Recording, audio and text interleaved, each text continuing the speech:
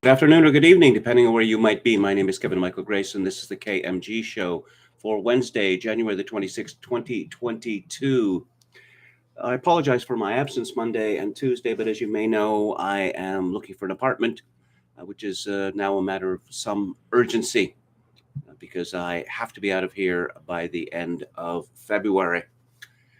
All right, that said, I was at a protest rally on Saturday afternoon against mandatory vaccination and the vaccine pass and all the rest of it. It was on the grounds of the legislature in Victoria. I would say that there were close to 1,000 people there. I'm not all that good at estimating this sort of thing. But let's see. There was a man there wearing a sweatshirt that said, "Let's go, Brandon." I saw someone holding a Gadsden flag. Don't tread on me.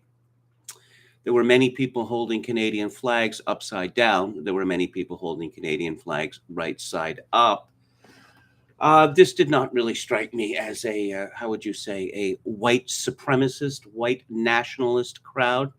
The crowd was overwhelmingly white, but, this is Victoria after all. The vibe coming from the speakers was very much San Francisco 1967, feelings and triumphing over fear. And there was this one woman, a therapist, she described herself as, who went on interminably, mostly about herself, actually. The speakers did not really have were diffuse and did not really have a grasp of rhetoric, the use thereof. But it was a very friendly group indeed. Again, I didn't see any extremists there. And there were quite a few people there who one might describe as being left of center, which is something which is left out of discussions of the vaccine hesitancy movement, if you will. There's going to be a much bigger protest next Saturday when Brian Peckford, who was formerly Premier of Newfoundland, will be the lead speaker. So I'm looking forward to that. Oh, yes, there was a small story in Victoria News. Hundreds gather at BC legislature for rally against pandemic restrictions. The major newspaper in Victoria is called the Times Colonist. Oh, it's been around for, 150 years or something like that. Not a single story about this. So the word has apparently filtered out to Black media, not Conrad Black, David Black, that no, we are not giving these people any oxygen. Let's take a look at Jim Kunstler's column from Monday, which begins with a very amusing graphic. It's called "A Real American Hero." Wonder much about the eerie, blank demeanor of Aaron Burnett, who delivers the 7 o'clock news on CNN? I sure do. It's a creepy kind of fraught blankness, like what the Vietnam grunts used to call the 1,000-yard stare, denoting their guilty involvement in a morally odious enterprise. Of course, one must follow CNN in order to discern what fresh bullshit the governing regime is serving up day to day from its steam table of perfidy and bad faith. Does the lady hate her job that much, or does that Farbissiner face, I love that word, Farbissiner, signify mere simmering contempt for the audience of deplorable elderly gorks receiving said bullshit over their pitiful TV trays of Ensure on Fruit Loops? Or maybe a miniature Donald Trump lives in her head, dressed in a little red devil suit with horns, stabbing her parietal lobes with his tiny pitchfork. Seeing as how Burnett is the mouthpiece for the progressive woke news media in the primest evening slot, does that glowering visage represent the peculiar joylessness of the political left, a movement steeped in a special kind of shame induced by the irritating failure of its ideas to comport with reality? This is the joylessness of people bunkered too deep in anomie to even find pleasure in their own sadism. Thus the hint of bored indignation. How dare you not believe the bullshit I'm delivering on behalf of your betters who know what's good for you? Or maybe the girl is just on Quaaludes. I'm looking at this picture of Erin Burnett, and she's a good-looking woman, no question. And of course, the old cliche, which drives women, well, some women crazy. Hey, you're pretty. Why don't you smile more? But back to Kunstler. Anyway, nothing serves as a better barometer of how things are going in the struggle over the fate of this tortured land than Erin Burnett's scowling puss. And where is this country going? I will tell you, straight into a dark passage of the profoundest political discord, an apocalyptic nightmare of loss and death brought on, it begins to seem, deliberately by the folks in charge. They are being found out, and the fact that they remain in charge spells ever more obvious danger among all concerned as the truth of their crimes emerges. Sunday, at the March Against Mandates in our nation's capital, the resistance to COVID vaccine tyranny laid it out, none with plainer eloquence than Bobby Kennedy, unquote. We love the United States Constitution, and we have witnessed over the past 20 months a coup d'etat against democracy and the controlled demolition of the United States Constitution and the Bill of Rights. And starting with the censorship, James Madison, John Adams, Thomas Jefferson all said the same thing. We put freedom of speech in the First Amendment because all of the other rights that we were trying to protect relied on that right. If you give government the license to silence its critics, you have given them the capacity to commit any atrocity they want and to obliterate all the amendments and rights in the Constitution, unquote. The message is getting through and the tyrants are running scared. They are perhaps having bad dreams involving torches and pitchforks. Naturally, CNN took the lead in attempting to defame Kennedy as an anti-Semite for mentioning the name of Anne Frank and alluding to the Nazi insanity of the last century and people's desperate efforts to escape it. CNN said, quote, "The son of former Attorney General and presidential candidate Robert F. Kennedy has a long history of spreading vaccine misinformation. Sunday's event, billed as a protest against vaccine mandates, featured speakers repeatedly spreading misinformation about vaccines and showcased several bigoted comparisons to the Holocaust. At least one man was seen displaying a yellow Star of David, which Jews were required by law to wear as an identifier in Nazi Germany," unquote. My comment, oh, there were 50,000 people and one man was seen displaying a yellow Star of David. Well, that certainly justifies panic, doesn't it? Kunstler continues, "So wearing a Star of David now makes you an insurrectionist in the twisted logic of wokery? How stupid and confused are they? Anyway, heroes emerge out of adversity. Let them pile it on, insulting history and reality. In fact, Bobby Kennedy stood in the cold at the Lincoln Memorial as a heroic figure for these times, giving a speech that carefully and succinctly donated the stupendous criminality of the U.S. public health bureaucracy and the corporate government fascist partnership with Pharma Inc. that has poisoned hundreds of millions of Americans in a medical experiment that has only begun." And I'm not going to finish that sentence. Meanwhile, the COVID tyranny collapses across Western civilization. Prime Minister Boris Johnson of the UK tossed his country's entire COVID restriction program into the dumpster last week as the truth about vaccine failure and injuries became impossible to avoid. The Czech Republic and Ireland follow. France made noises about lifting her policies in February. For now, Germany and Austria remained locked into their Teutonic obedience neurosis. But how much longer can that last? Or does it finally break up the EU? Large street protests rocked European cities Sunday too. The vaccines have lost their credibility as sacred totems against the accelerating chaos in the advanced nations of the world, who stand to lose the very advancements in prosperity, comfort, and convenience they enjoyed in the centuries of energy superabundance. And Jim Kunstler concludes, "What awaits now is mayhem in the financial markets, the banking system, and national currencies underway even as you read this. It's not enough that the people of Western Civ have been battered by a contrived assault on their physical health. Now they'll watch themselves go broke and hungry. Maybe even the monsters of idiocy behind President Joe Biden can cook up a world-beating hypersonic war over a country we have next to zero national interest in just to make things perfect. I can't wait to see the look on Erin Burnett's face as the history of the future unspools." Some good news. and this is yesterday from Liz Stark at CNN. The Biden administration is withdrawing its COVID-19 vaccination and testing regulation aimed at large businesses following the Supreme Court's decision to block the rule earlier this month. The U.S. Department of Labor's Occupational Safety and Health Administration said Tuesday it will be withdrawing the vaccination and testing emergency temporary standard for businesses with 100 or more employees. Quote, although OSHA is withdrawing the vaccination and testing ETS as an enforceable emergency temporary standard, the agency is not withdrawing the ETS as a proposed rule. The agency is prioritizing its resources to focus on finalizing a permanent COVID-19 healthcare standard, unquote. Oh, permanent COVID-19 healthcare standard. Permanent, doesn't that mean it lasts forever?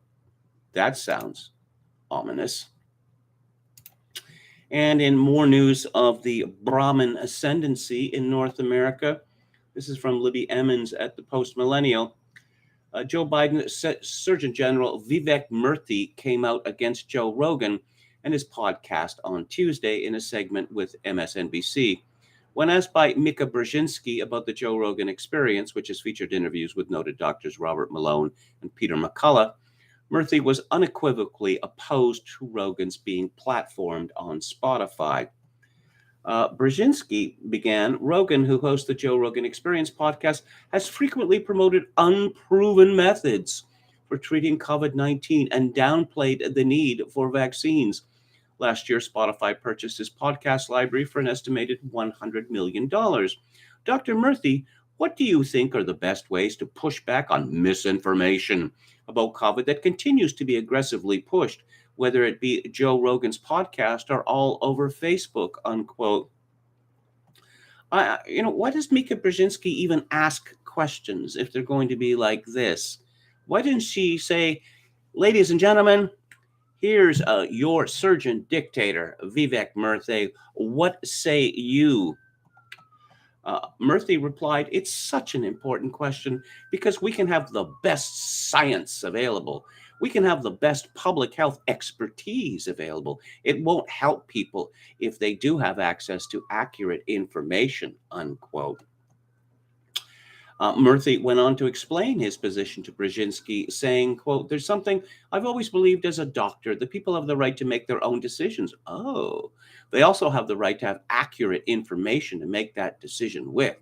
Now, when it comes to how we root out the misinformation in society right now and give people access to accurate information, we've got to do several things. Number one, we've got to recognize that our technology platforms, whether particularly social media, these have an important role to play. These are the predominant places where we're seeing misinformation spread.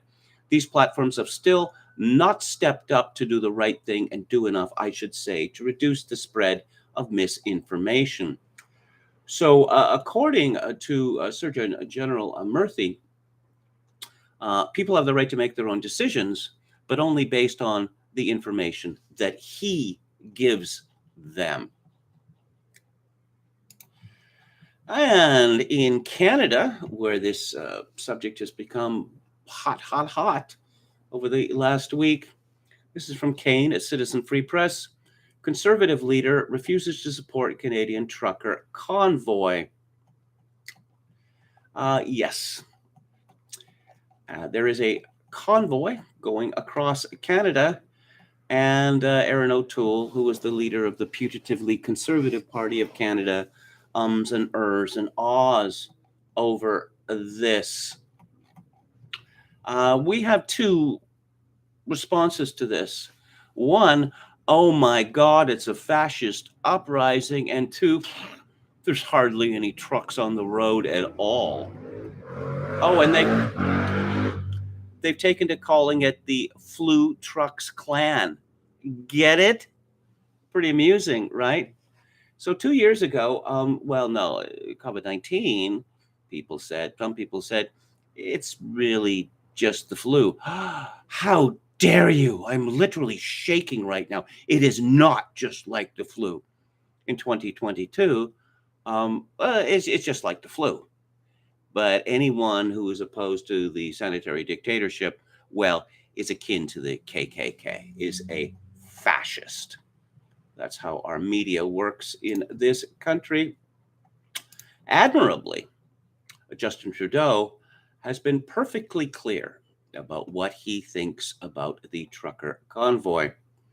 According to Roberto Wakewell Cruz at the Post Millennial, Trudeau did not mince words in describing participants of the Freedom Convoy set to arrive in Ottawa from across Canada this weekend.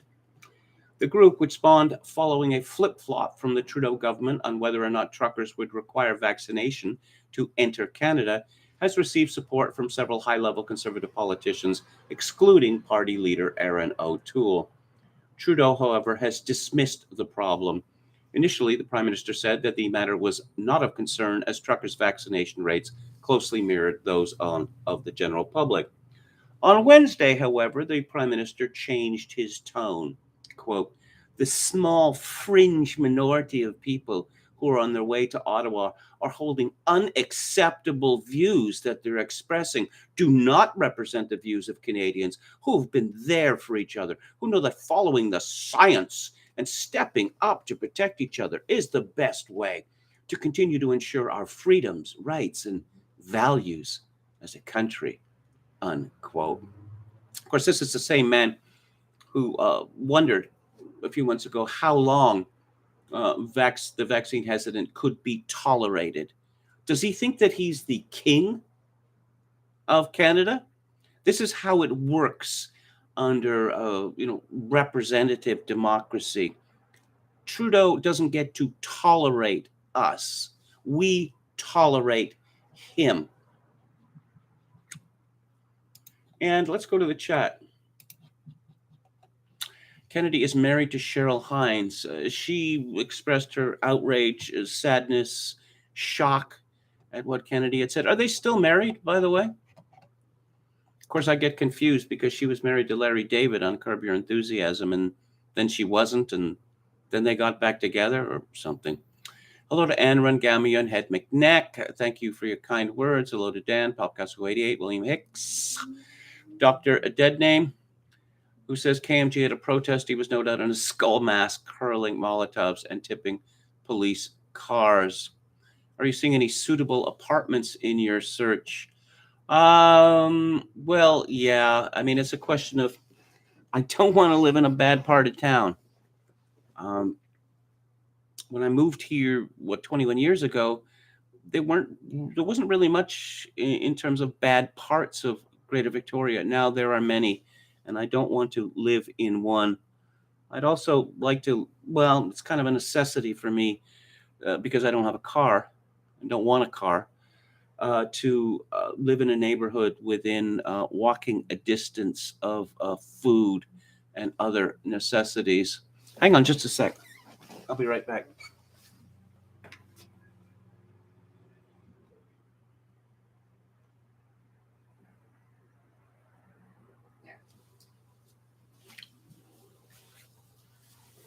I got a button at this protest.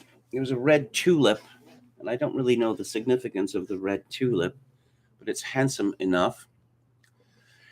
Quachalango, hello, says, well, I pulled my oven stove out today and cleaned around, and I'm resetting it to 4 p.m. PST. Yes, someone installed a makeshift mask dispenser on New York City bus that said, "Stop the spread." Hello to Lemonto Leonego. The summer of Kevin. Yes, like the summer of George. Golly, I'm really looking forward to that.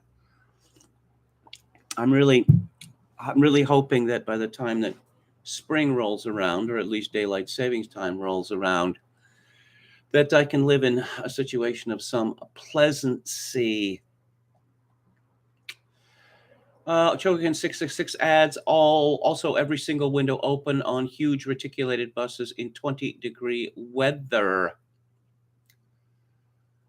Buddy says, Kevin, don't you think it's high time you love it with the chat? Admit that Brianna Kilar is an attractive woman. I'm not sure I'm familiar with this woman. Let me look her up. Assuming that's the correct spelling. Who is she? Oh, she's a commentator. She's on CNN. Is she Australian? Yeah, okay. All right, sure. Why not? Why not? Okay, so back to the chat. Nice haircut. Kevin says, buddy, looking fresh. Well, I did it myself. I've been doing this for several years because of poverty, but even if I wanted to go to a barber, I'm almost 100% certain that I wouldn't be allowed in because, I don't have the code on my phone. I don't trust the rollbacks of mandates, says Gamion. I think they will have something up their sleeve that will come in place of it. Hello to Oscar Toe. I didn't realize Victoria was the capital of BC, says Desporachisto. Indeed it is. Oscar Toe agrees. It wouldn't be smart to think anything is set in concrete now. Coachalango says, Farbissiner, angry, bitter. Yes, and of course there was a Frau Farbissina in the Austin Powers movies. William Hicks says, singing 1, 2, 3, what are we vaxing for? Come on now, we know it's a sham. We're all going down to COVID-Nam. Jokin666 says, can't believe the amount of yay NATO idiocy online. You could truly fool them innumerable times. Indeed. Hello to Judith Fly Chai, who says, shalom from Los Angeles, California. Never would have guessed Bobby Kennedy Jr. would become a hero of our times, at least partially so, says Ann Run. I'm not being a jackass about the 1,000-yard stare. Not in the slightest. That was Jim Kunstler saying that, not me. The 1,000-yard stare went into the popular vernacular after the release in, 1986 of Stanley Kubrick's Full Metal Jacket. KMG should review Kennedy's book on Fauci. I will do that. KMG, any thoughts on the idea that all Anglo countries are islands? England, Oz, New Zealand, and USA and Canada. How can we be so poor being real or virtual islands? Well, if Canada is an island, it's an awfully big one, although there are many huge islands that Canada has in the Arctic. I mean, no one lives there.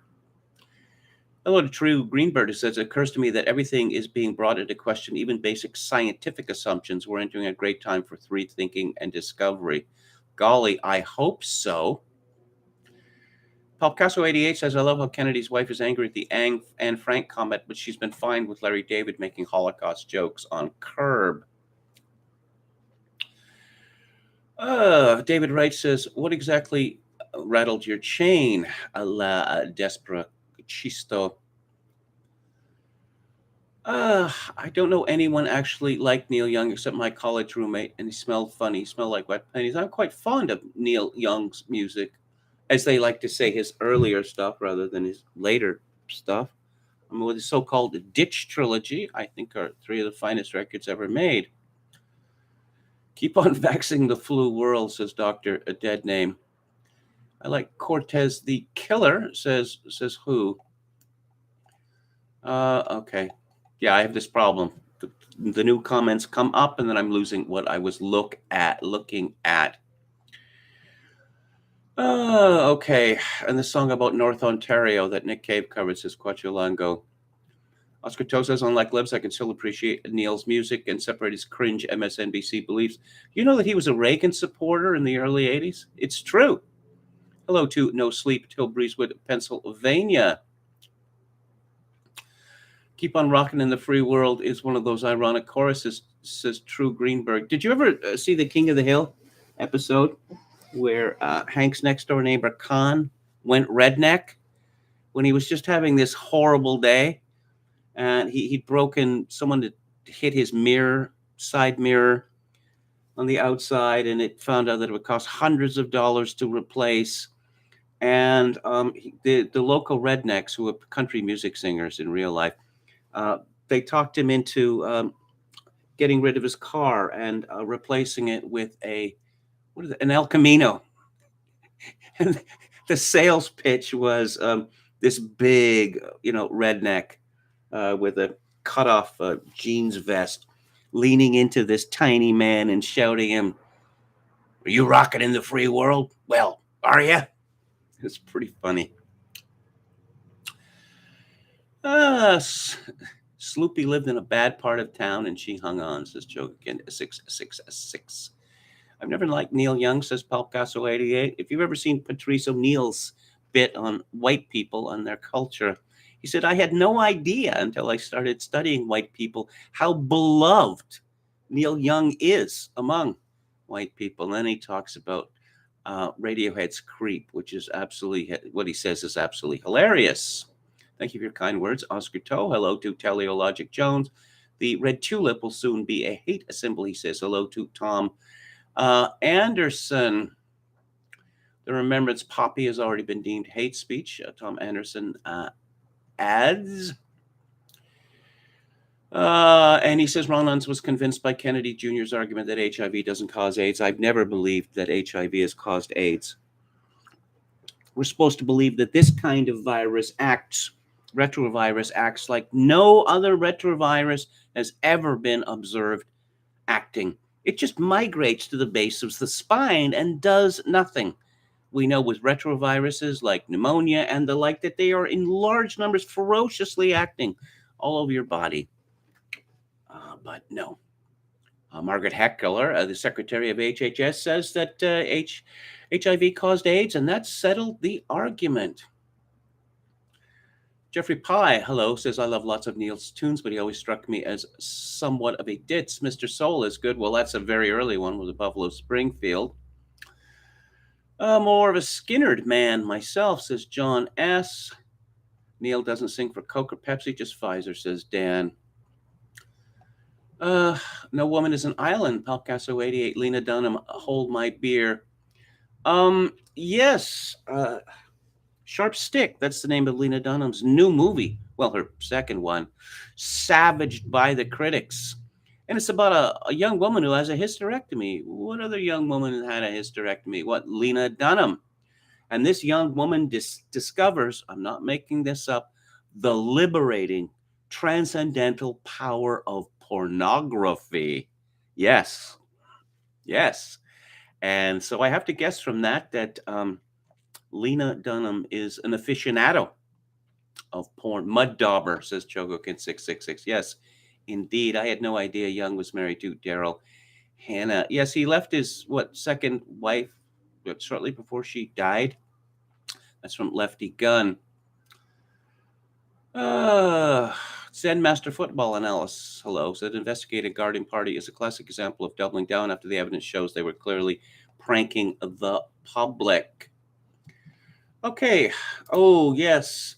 Global News, which is one of the major news conglomerations in my country, they should just drop the pretense and change their name to the CSIS News Networks.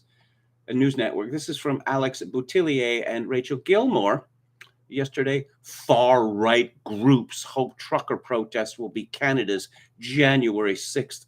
Canada's far-right and white nationalist groups see the so-called Freedom Convoy. They don't have editors anymore, okay? Freedom Convoy is in scare quotes, but there's still the so-called. You just need one. You don't need two. With some hoping the protests will be Canada's versions of last year's January 6th riot in Washington. The loosely organized group has raised almost $4.5 million through GoFundMe and is said to oppose vaccine mandates, particularly new vaccination requirement for truckers crossing the Canada-U.S. border. But a review of the protesters' online communications, including real-time chatter over walkie-talkie app Zello, suggests a collection of grievances and anti-government sentiment that extends beyond vaccine mandates. And while the most extreme voices likely do not reflect the position of most protesters, it's clear that those extreme voices are hoping to capitalize on their anger, assuming they're not feds, which I am assuming, all the way down. It's just every day there's another story or stories on Global News basically saying that all political dissent in Canada is not only legitimate, but is misinformation, disinformation, white nationalism, or perhaps Nazism. And, okay, we have mask mandates. Mask mandates fell away in the summer, and then they were brought back in the fall. And also a vaccine mandate was instituted in the fall. And what's happened in British Columbia since the mask mandate was re-implemented and the vaccine mandate was implemented? The number of cases of COVID-19 have absolutely exploded. So what to do? What to do? To follow the example of Britain and Ireland and Denmark? Nope. Dr. Bonnie Henry, British Columbia's chief latrine walla, is on the case. This is from CBC News yesterday. BC's vaccine card program to access non-essential indoor spaces, including restaurants, bars, and gyms, has been extended until June the 30th. So much for the summer of Kevin. The program was initially set to expire January 31st.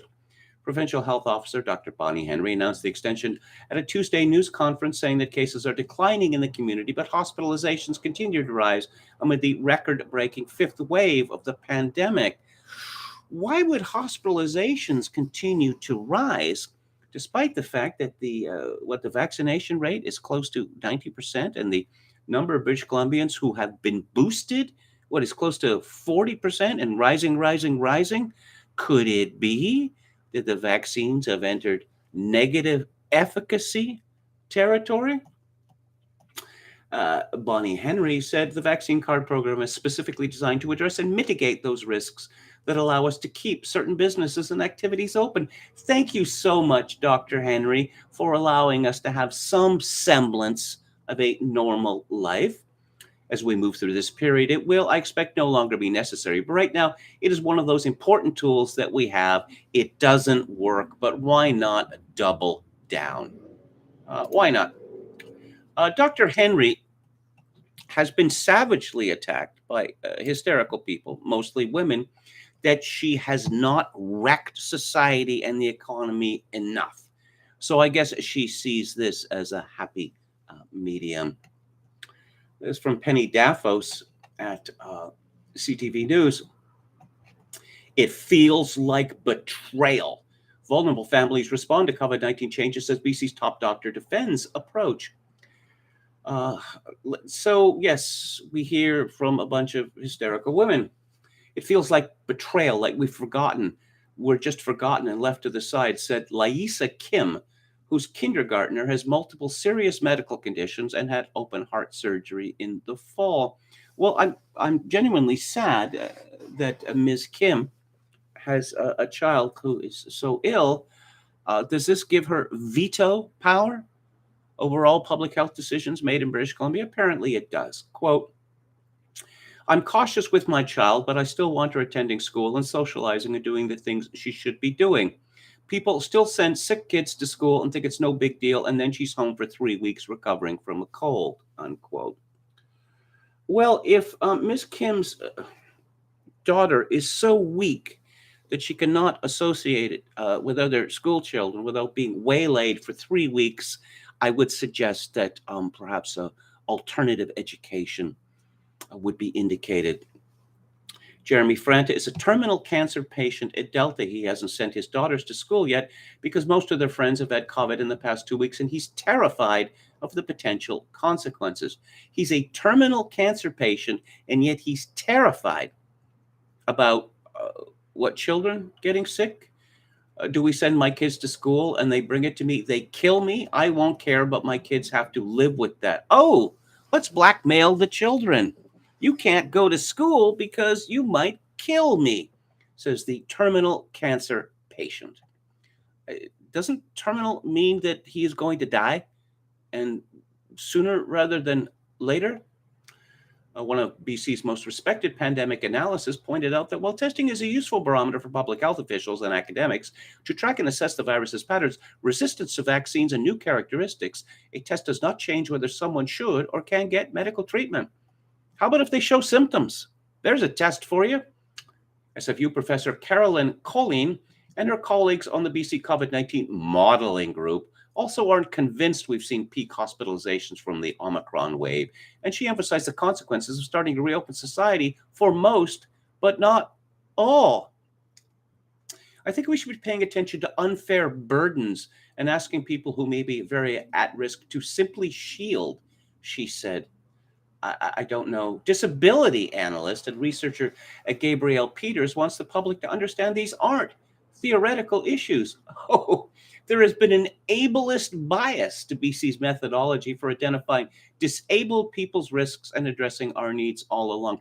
Does morbid obesity count as a disability now?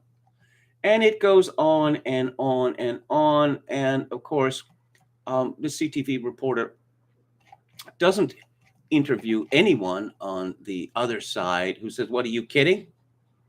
It's over." No. Canadian reporters don't do that anymore. What's the latest news from Ontario? This is from Cody Wilson at CP24. Ontario reports 92 net new deaths linked to COVID-19 today. The number of patients with COVID-19 in hospital is now 4,016, down from 4,132 1 week ago. This includes 608 patients in the ICU, down from 626 in Tuesday. The province says about 56% of patients with COVID-19 were hospitalized due to the virus, while 44% were admitted for other reasons, like childbirth, say. 5,368 cases of the virus were confirmed today in Ontario, but that number has consistently been far lower than the true total due to restrictions on who is eligible to be tested. Maybe we could just test everyone in one day and then find, oh my God, I have COVID and I didn't even know. The province says that of the new cases, 191 involve people who are partially vaccinated. 571 involve people with an unknown vaccination status. 801 of those cases involve people who are unvaccinated, and 3,805 involve those who have received at least 2 doses of a COVID-19 vaccine. Ontario's health minister confirmed Wednesday that 91.7% of Ontarians aged 12 and older have received 1 dose of a COVID-19 vaccine, and 89% have received 2 shots. I'm sure you know this, but after you get the jab, you are not counted as being vaccinated until 2 weeks afterwards. I wonder why that is. If you gave someone was suffering from an infection and a penicillin or another antibiotic was prescribed, and, oh, no, you can't expect it to work for 2 weeks. No, that wouldn't pass muster. If you were given any kind of analgesic painkiller for serious pain, that's going to take about 2 weeks before we consider, that it's working. Oh, really? 2 weeks? No. The reason for the 2 weeks is that all the evidence points to that in the 14 days after the jab, you are super susceptible to being infected. And that's a very clever trick that the pharmaceutical industry and the latrine wallahs have got away with. And looking at the data, the official government data from the Ontario government, it's true. They have stopped updating hospitalizations by vaccination status. They've stopped updating it. Golly, it says last updated January 26, 2022, but the numbers remain the same. Now, I wonder why that would be. That's a rhetorical question, by the way. There's 2 camps in Canada. There's the sanity camp and the insanity camp. And the media, of course, is dominated by the insanity camp. There's lots of reasons for that, but one of which is if it bleeds, it leads. And let's see what crybaby Bruce Arthur of the Toronto Star has to say. As you can assure, this is what conservative politicians from the country are lining up to support. Oh, yes, the truckers. Members of the official opposition and across the conservative movement in Canada are lining up to support this thing. Quote, "This is about our rights and how the government's been manipulating the population and oppressing us all the time. If it worked, Think all these people who are vaccinated would get COVID so fast? Trudeau is a criminal in this country, unquote. Convoy, Arthur comments sarcastically, presumably. What is untrue in that statement? In both the US and Canada, this is from Alhihi Picasso, Arthur retweeted, in both the US and Canada, conservative parties and politicians are leaning into extremism, and no amount of excuse making or left blaming will address the choices and consequences they alone are responsible for. They wreck our lives needlessly in a blind panic, but we're the extremists. Yes, of course. That makes perfect sense, right? In Quebec, guess what? You got to have a vaccine passport to go to big box stores now. Yeah, how about that? You want to go to Walmart? Got to show your vaccine passport. And they will, in stores that sell food and other things, you're going to have someone sent to watch you to make sure you don't buy something that is not food. Yeah. Quebec is also set to expand its vaccination passport program as of Monday, making it mandatory to show proof of immunization in order to enter a number of retail settings. They include big box stores with areas of 1,500 square meters of more. Vaccines and other protective measures were the focus of fresh comments from Canada's top doctor, Dr. Theresa Tam, another bloody foreigner.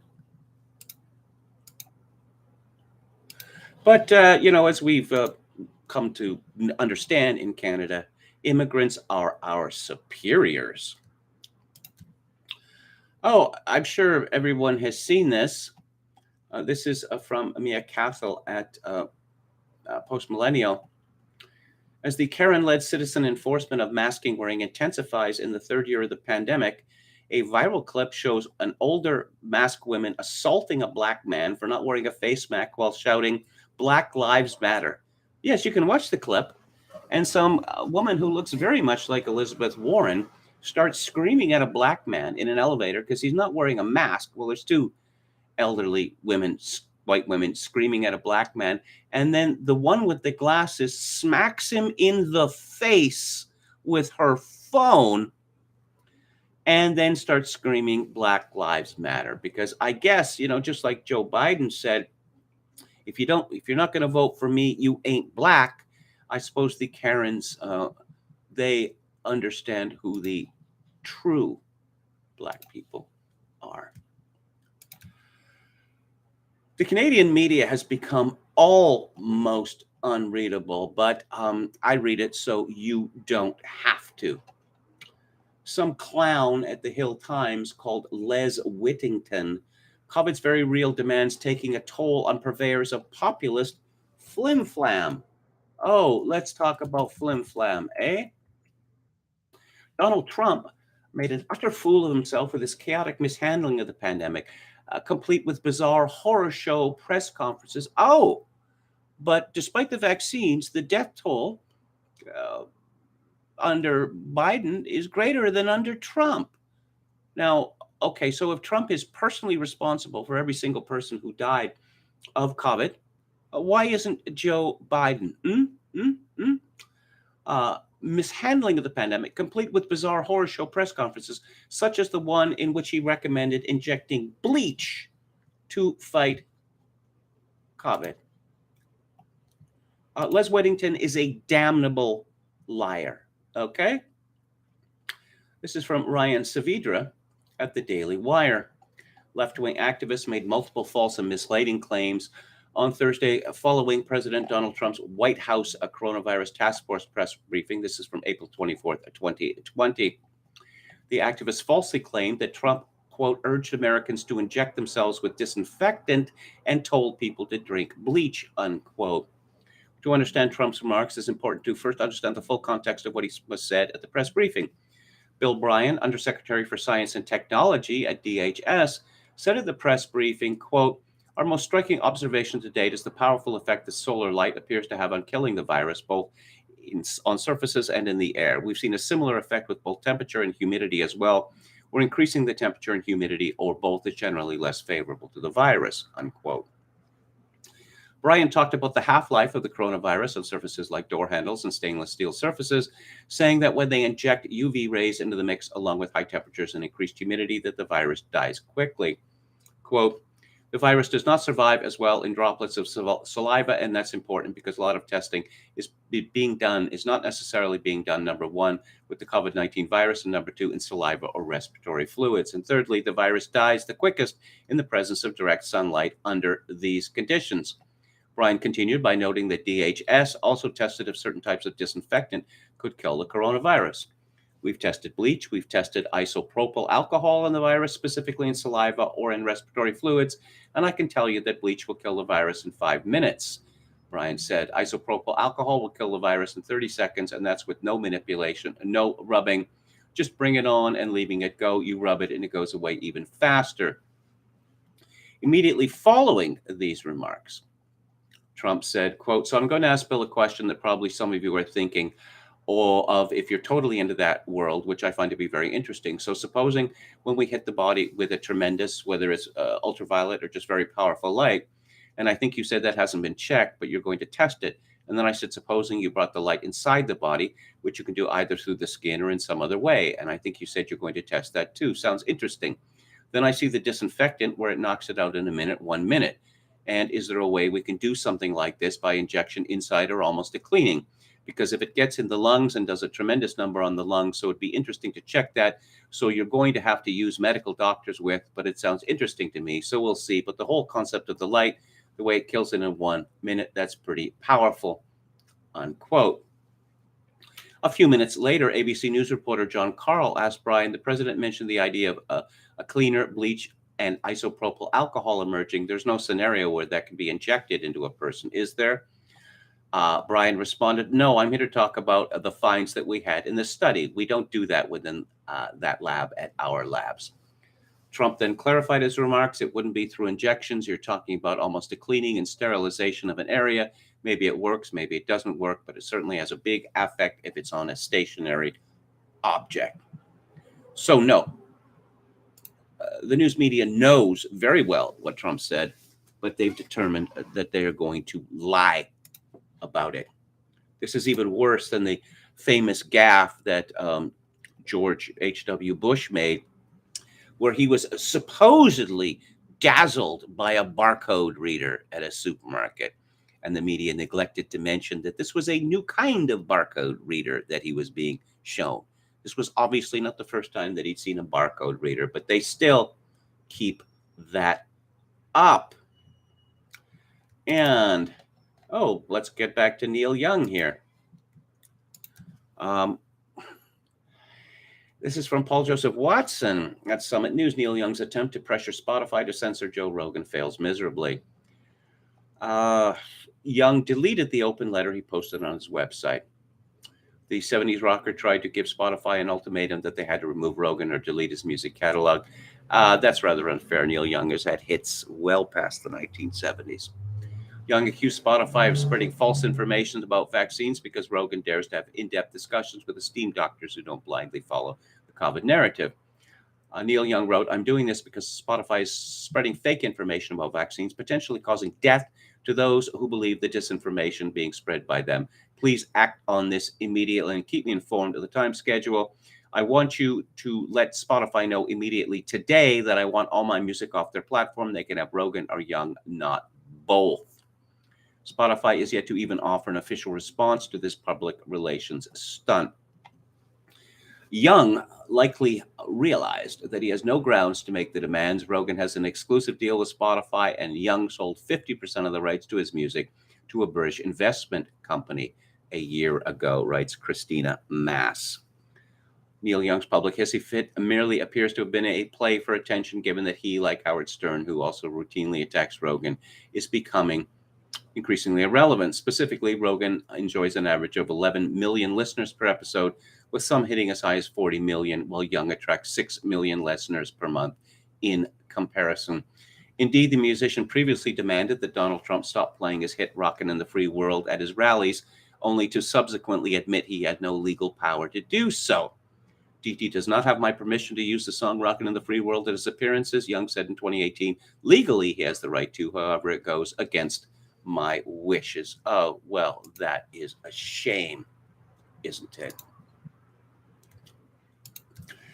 And this is again from Paul Joseph Watson at Summit News. The German government is concerned about massive anti-COVID restriction protests. Did you see what happened in Belgium a few days ago?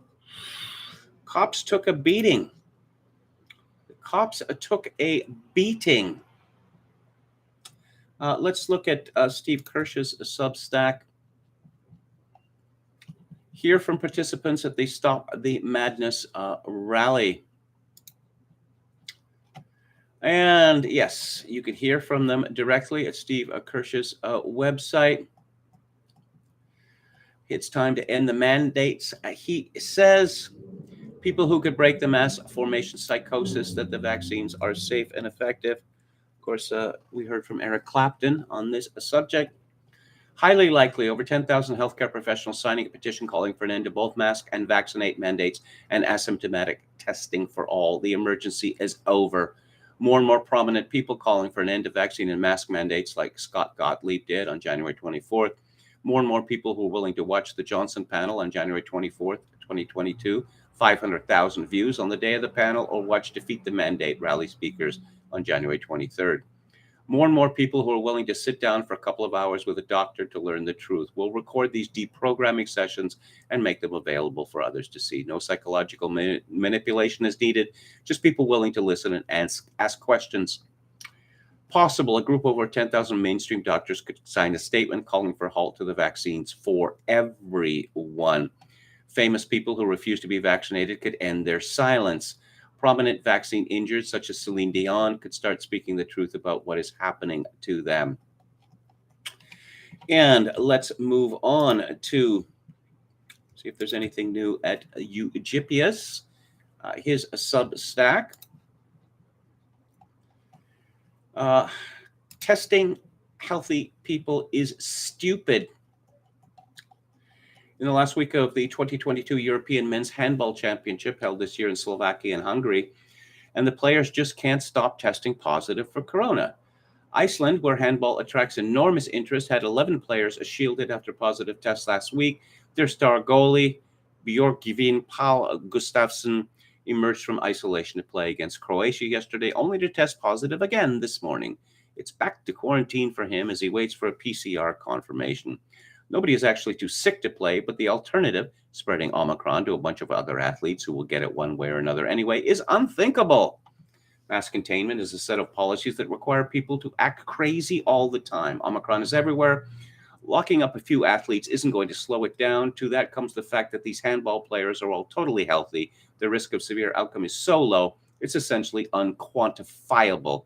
And on top of it all these precautions plainly do nothing. Everyone is testing positive anyway. Somehow it's always the people at least risk who have to put up with the most corona nonsense. Kids have spent almost 2 years alternating between prolonged social isolation and antiseptic prisons, once known as schools. Professional athletes are probably the most heavily tested demographic in the world.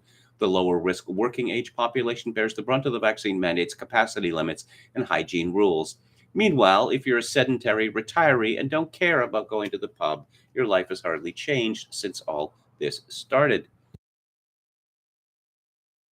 Yes, concludes, containment has been denuded of every conceivable goal. Not even the people directing the circus can explain why we're doing this anymore. If you ask leading vaccinators like Karl Lauterbach, they will tell you it's because we need to ward off hypothetical future variants. A laughable justification, which will always spring eternal. It's time to put an end to this. It's time to stop the testing and the masks and the vaccinating. It's time for the hystericists to shut up and go home. Indeed. And let's go to Alex Berenson, who was on Tucker Carlson's show, I believe, yesterday, where he had a big announcement. Let's see. Yes, he's done with this. He's completely done with it. It's time to withdraw the mRNA vaccines. He wrote 7 hours ago, I can make the long case about original antigenic sin, falling antibodies, the issues around cellular immunity, myocarditis, and the rest. But I'm just going to offer these 4 images because they speak more clearly than anything I could say. Scotland, Britain, Israel, and Denmark are 4 of the world's most highly vaccinated countries. They all have 90% adult COVID vaccination rates and 60% adult boosters. Yet the vast majority of deaths are occurring in vaccinated people. Serious cases are soaring, and infections are almost literally off the charts. This is Cobain vaccine failure at its most profound and basic level. Remember, Alex Berenson writes, these failures cannot be blamed on vaccine skepticism or Tucker Carlson or me. These countries are as close to fully vaccinated as is possible to be. If you think this is what you were promised a year ago or 6 months ago or even a month ago, I don't know what to tell you. But the answer cannot be to do more of what has not worked. Yeah, sometimes I think Alex Berenson is a little naive about politicians. And yes, hit pieces on Alex Berenson in the Washington Post. And I believe there was another one in the Atlantic. Yes, I got a message for you, Democrats. 3 words, 5 letters each. Need another hint? Yes, virus, gonna virus. Too bad you needed 2 years to figure it out. Yes, existential crisis. Remember that? Existential crisis. Oh, well, it wasn't going to be an existential crisis. Oh, now you're telling us. How come you haven't been rounded up and put in the stocks? You really think you can get away with it? And the sad thing is, maybe they can. William Briggs, statistician from the stars, has an excerpt from his new book, Everything You Believe Is Wrong. And he has some interesting things to say about Blaise Pascal. Jacques Barzun wrote in his book From Dawn to Decadence, 500 Years of Western Cultural Life, which I reviewed on the book club a few weeks ago, 10 succinct paragraphs of the Pensées by Pascal state the warning against scientism with finality. Scientism is the fallacy of believing that the method of science must be used on all forms of experience at a given time, will settle every issue. Again and again, the bright thought has occurred. If we can only define our terms, if we can only find the basic unit, if we can spot the right indicators, we can then measure and reason flawlessly, we shall have created one more science. And nearly as often the shout has been heard, Eureka, we are scientists. The new science being some portion of the desired science of man, history, sociology, psychology, archaeology, linguistics, and other more or less short-lived ologies. The motives behind scientism are culturally significant. They have been mixed as usual, genuine curiosity in search of truth, the rage for certainty and for unity, and the snobbish desire to earn the label scientist when that became a high social and intellectual rank. Here's what Pascal in the Pensées said. Quote, the vanity of the sciences, physical science will not console me for the ignorance of morality in the time of affliction. But the science of ethics will always console me for the ignorance of the physical sciences, unquote. And Pascal was an early discoverer of the midwit meme, an observation that occurred to me only now and is not in the book. Pascal wrote this, the world is a good judge of things, for it is in natural ignorance, which is man's true state. The sciences have 2 extremes which meet. The first is the pure natural ignorance in which all men find themselves at birth. The other extreme is that reached by great intellects, who, having run through all that men can know, find they know nothing, and come back again to that same ignorance from which they set out. But this is a learned ignorance, which is conscious of itself. Those between the two who have departed from natural ignorance and not been able to reach the other have some smattering of this vain knowledge and pretend to be wise. These trouble the world and are bad judges of everything. The people and the wise constitute the world. These despise it and are despised. They judge badly of everything, and the world judges rightly of them, unquote. I should point out that Blaise Pascal was a very considerable scientist himself. But how should we say, a humble man. Let's go down to Lockdown Skeptics or dailyskeptic.org. what's this called? They have a vaccine safety update. And NHS vaccine mandate is under review, says Sajid Javid, as the deadline approaches. He is Britain's health secretary. The deadline falls next week. Time is running out. Myocarditis risk increases up to 133-fold following COVID vaccination, study finds. Yes, a fringe publication? No, it's the Journal of the American Medical Association. How about that? COVID infections in England dropped last week, ONS data confirm. Independent SAGE graph and viral tweet misleading. Omicron is mild in children. Wales and Scotland loosen restrictions, but very, very slowly. The rich get richer as the Great Green Rush gets rolling. Earlier this week, Aviva Investors boss Mark Versey sent his annual letter to company chairpersons, claiming that the planet faces the sixth great extinction, and there has been an alarming 68% decrease in species in the 46 years to 2016. Extinctions on this scale would truly be alarming, except that the claim is untrue. Meanwhile, the so-called sixth great extinction is a WWF green activist hobby horse with little support among scientists. Versey linked his comments to a WWF report that in fact noted a 68% decrease in population of various mammals, birds, and fish between 1970 and 2016. Easily done, mixing up population numbers and actual extinction, although warning bells should have been sounded about a ridiculous suggestion that nearly 7 in 10 Earth species had disappeared in just over 4 decades. I'm curious about this because the number of species has been extended almost to infinity. Oh, here we have one reptile, and here we have another reptile. And yes, they can be observed within half a mile of each other. And the stripes on one reptile are slightly narrower than the reptiles half a mile away. But this constitutes them being a different species. No, I'm sorry. I've never bought that. Quebec has announced that unvaccinated citizens are not allowed inside of large stores unless accompanied by a health warden who will monitor them to ensure that they do not purchase anything except food and medicine. Have lockdown skeptics won the argument? Now that COVID restrictions are being rolled back, various commentators are declaring victory over the miserable virus. Lockdowns, we are told, worked. Only a fool could argue otherwise. Devi Sridhar, the chair of Global Public Health at Edinburgh University, who was formerly an exponent of the zero COVID strategy, has recently announced in The Guardian that delaying and preventing infection as much as possible through this pandemic was a worthwhile strategy. In early 2020, there were few treatments, limited testing, and no vaccines. The cost of these lockdowns was big, but the effort to buy time paid off, just as I predicted.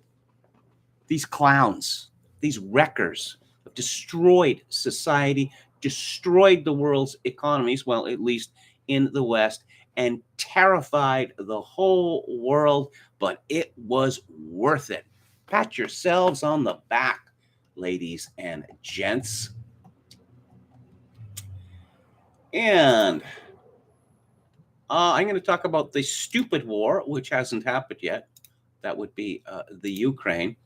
But let's go to the chat. Quechalango says, haha, I'm kind of manic because I talked to my neighbors today and said I would have their back and they said they would have mine. Okay. Oscar Toe says Neil has to be at least slightly drug damaged and going through absurd paranoia at times.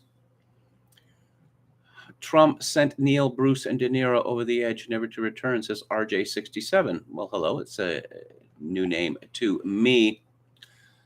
I got to mention again, why, given that the vaccine efficacy has failed, utterly failed, and it's moved to the other direction, why this mania to have everyone vaccinated and then boosted? It's to eliminate the control group, because there is going to be a terrible price to pay when we learn what we need to learn about the vaccines, their efficacy, and their contraindications. A terrible price to pay. But if everyone gets vaccinated, then we won't be able to compare the vaccinated to the unvaccinated control group.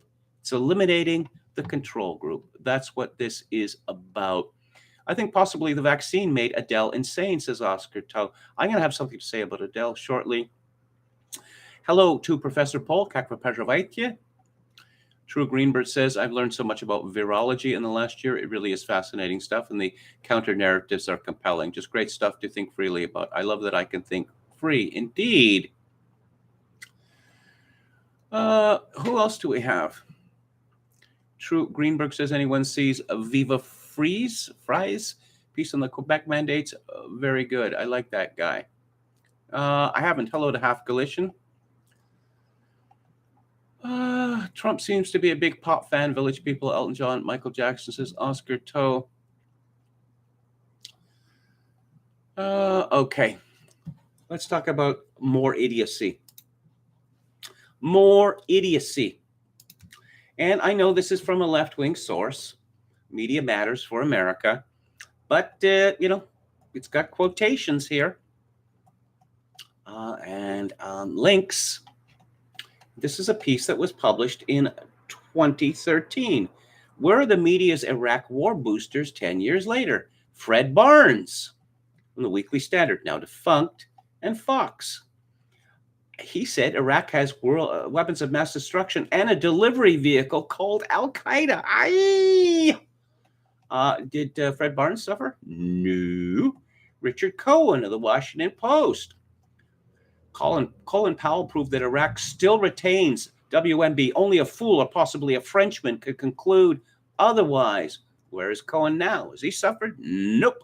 Thomas Friedman, one of the idiots at the New York Times. Has he suffered for this? Nope. He said on a 2003 appearance on PBS that the Iraq invasion was worth doing because we needed to tell the Middle East to suck on this. Wow, that's some pretty rarefied thinking, wouldn't you say? Friedman's still at the New York Times. Paul Gigot at the Wall Street Journal. Yes, wrong about everything. Wrong about everything. Coalition will find nasty weapons of the cheering Iraqis when it liberates the country. Did he suffer? No. Sean Hannity, we're going to find all of the weapons of mass destruction. He said at Hannity and Colmes of February 2003. We're invading Iraq, so the weapons of mass destruction that we will be finding don't end up in American cities. Hannity mocked critics for wanting to claim Iraq's a quagmire. We don't have enough troops. Hannity said Iraq war critics made a fool of themselves. Where is Hannity? Same as he was before, but no more Holmes. This clown, Stephen Hayes, another writer or editor at the defunct Weekly Standard. Hayes' 2004 book was titled The Connection, How Al-Qaeda's Collaboration with Saddam Hussein Has Endangered America. Hayes repeatedly pushed the falsehood that Al-Qaeda in Iraq were connected. Where is Hayes now? Well, the Weekly Standard doesn't exist, but he is still a highly regarded pundit. Fred Hyatt at the Washington Post.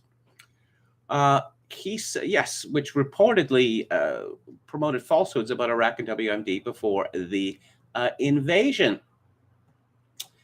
Did he suffer? No. Bill Keller of the New York Times. He was Times executive editor position in September 2011 and then became an op-ed columnist. I don't know that he's still at the Times.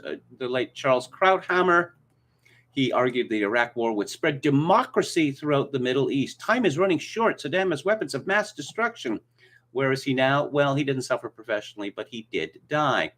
Bill Kristol, one of the stupidest men in America. Of course, he was the co-founder of the Weekly Standard on Fox News, co-founder of the project, the Sinister Project for the New American Century. American and allied forces will be welcomed in Baghdad as liberators. There is almost no evidence that the Shia can't get along with the Sunni. How can a man as stupid as this be allowed to open his mouth in public and, get paid for it? Bill Kristol has he's got some newsletter, The Bulwark, going on. Judith Miller, who was the lead liar at the New York Times, and strangely enough, the half-sister of Jimmy Miller, a producer of Traffic and the Rolling Stones and others. How about that, huh? She may have suffered more than anyone else, but then she moved on to Fox. Joe Scarborough, still at NBC and married the stupid Mika Brzezinski. Mika's father, Zbigniew Brzezinski, was a notably intelligent man. But of course, this doesn't always translate to future generations. Scarborough said, give me a quick response. How could there be anyone left on the planet today that doesn't believe that Saddam Hussein has weapons of mass destruction? And, of course, there's David Frum, who helped to lie America into war with his absurd notion of the axis of evil, and then co-wrote a book called The End of Evil. Yeah, really. David Frum was assuming godlike powers, I guess. And of course, David Frum is banging the drum for a war with Ukraine, America's closest ally, apparently, and perhaps America's oldest ally. And Canada, of course, is getting involved in this because that's the sort of thing that Canada does. Now, our former foreign minister, Chrystia Freeland, who is now deputy prime minister and finance minister, had a grandfather who was a Nazi stooge during the Second World War. And he was such an important Nazi stooge that the Americans eventually took him to Munich with some sort of intelligence asset. And Chrystia Freeland has complained bitterly, that people are using the fact that I'm, talking up my Nazi collabo grandfather as a means to sow dissent. Chrystia Freeland's mother co-wrote the Ukrainian Constitution. Nothing unusual about that. Chrystia Freeland and her sister share an apartment in Kiev. But of course they do. The aforementioned Alex Boutillier and Mercedes Stevenson, these people are being so mean to me because I'm writing warmongering rubbish. Oh, no. Global Affairs Canada suffers cyber attack amid Russia-Ukraine tensions because, if you're going to go to war with NATO, the first thing you got to do is mess up, websites, mess up a Canadian government website. That's critical infrastructure. Yeah, okay. As if that ever happened. And if it did, I know quite well who's responsible for that. Tucker Carlson, China is wondering how America could be this stupid and destructive. Only China benefits with a war with Russia. When permanent Washington pushes for war with Russia, who benefits? We don't ask that question enough. The United States certainly doesn't benefit. That's obvious to anyone who thinks about it for a second. It's so glaringly obvious, in fact, that the people pushing this war immediately denounce you as a traitor.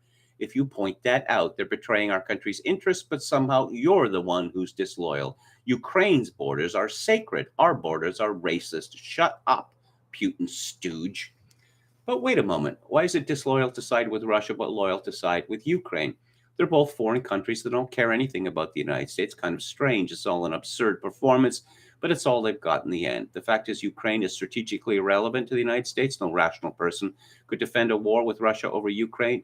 Nobody thinks a war like that would make America safer, or stronger, or more prosperous. Have you taken a look at our economy recently? Dangerous levels of inflation, a workforce in disarray, wildly chaotic swings in financial markets, in case you ever notice. Well, we're joining a conflict in Eastern Europe. Will joining it fix any of that? Come on. Of course not. It'll make it worse. If the neocons aren't restrained, and soon Americans are going to be a lot poorer. So why are they doing this? That's a complex question. Hubris, stupidity, the damage, psychological makeup of our leaders, massive lobbying campaigns by Ukrainian politicians and American defense contractors, all those factors play a role in this. No tragedy has a single cause. As far as the neocons go, and the neocons have subsumed much of the neoliberal movement, I thought long and hard about the end game for the neocons. The neoconservatism is a mystery religion, but what is the mystery? And years ago, I came to the conclusion that it is death. That the neocons, or at least, the 33rd degree neocons, they want mass death, possibly the destruction of all life on Earth. Now, shut up, Putin stooge. Tucker Carlson said, and you may have thought that hyperbole. Oh, no, it is not hyperbolic in the slightest. Someone called Julia Davis, who is a columnist at the Daily Beast, Russia media analyst, member of the Emmys, SAG-AFTRA Women in Film, Okay, a Renaissance woman, apparently. She tweeted this yesterday. Tokyo Rose, oh, I get it, not Tokyo Rose, but Tokyo Rose is in full bloom on Russia's state TV. Multiple clips of Tucker Carlson's rants are being used to corroborate the pro-Kremlin talking points, simultaneously attacking America, Biden, NATO, and Ukraine. America is not at war with Russia.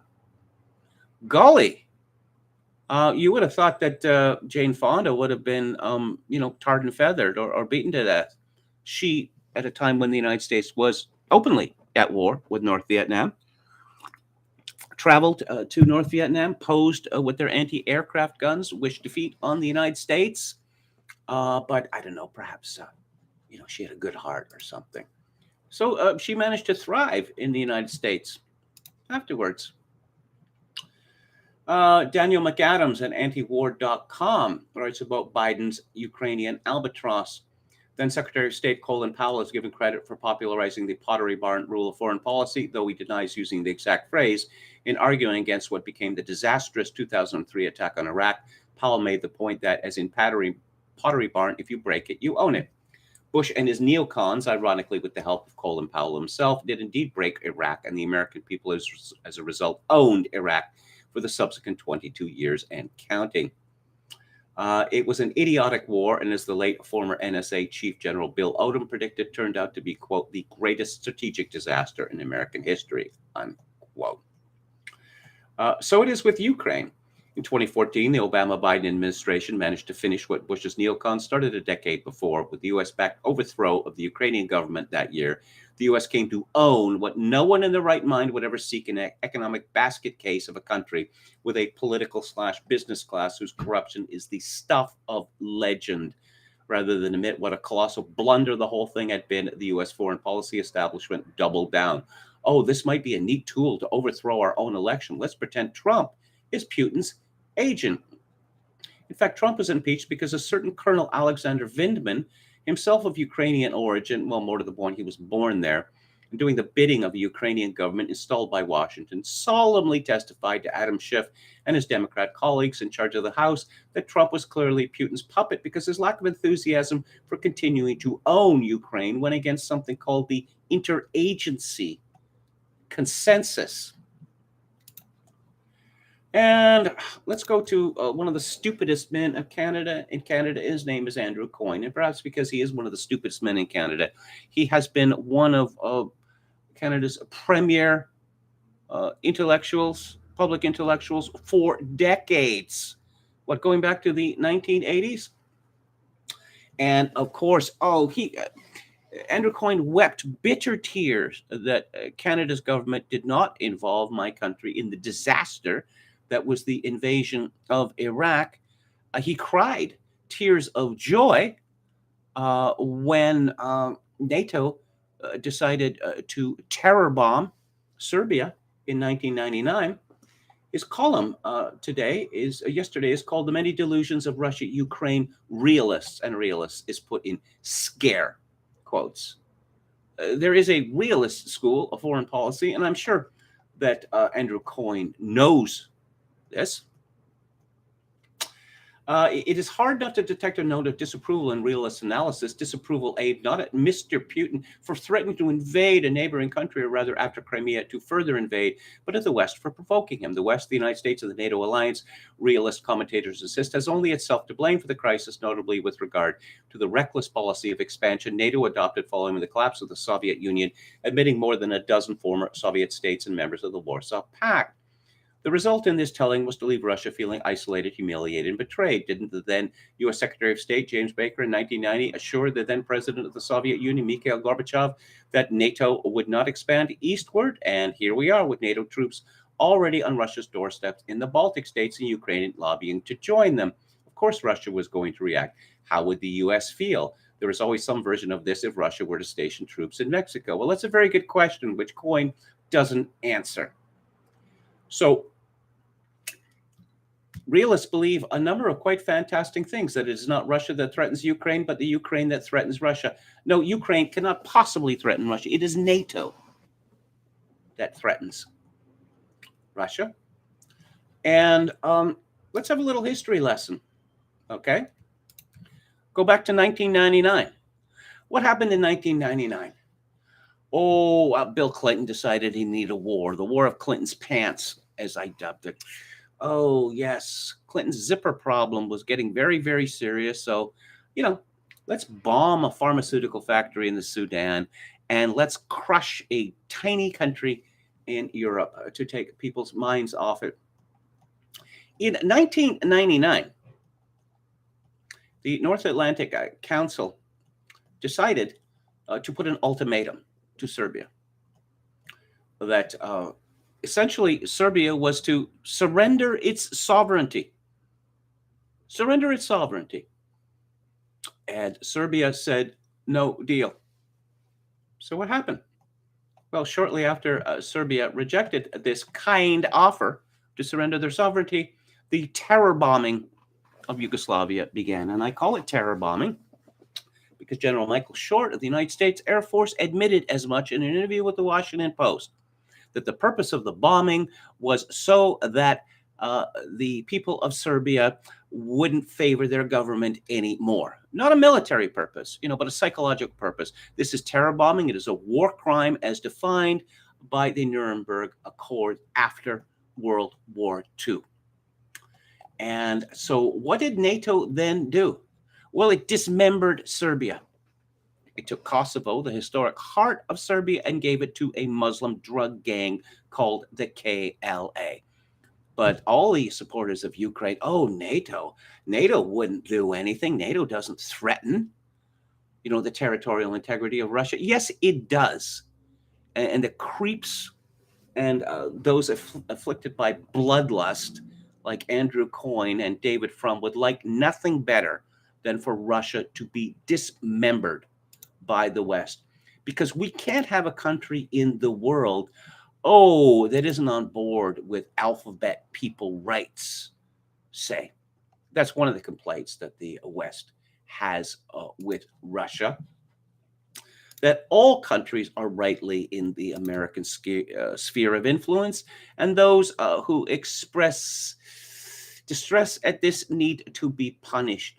One of the men leading the charge for this is a man called Bill Browder, or William Felix Browder. His grandfather, Earl Browder, was a communist agent in the United States, and at one time, the leader of the Communist Party of the United States of America. His son was actually born in the Soviet Union.